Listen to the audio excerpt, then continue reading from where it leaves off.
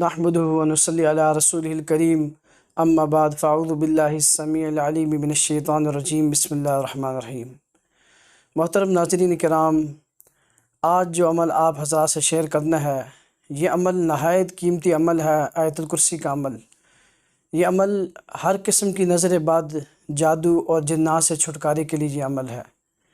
اس عمل کو کرنے کا طریقہ کچھ اس طرح ہے کہ دائیں ہاتھ اپنا پانی میں رکھیں اور 113 مرتبہ آیت الکرسی پڑھیں، اور آخر میں پھر پانی پر دم نہیں کرنا، یعنی پھونک نہیں مارنی، اور پھر اس پانی میں ایک مٹھی بیری کے پتے ڈال کر اس پانی کو ابال لیں، پھر اس پانی کو بالٹی میں ڈال کے اس سے غسل کر لیں۔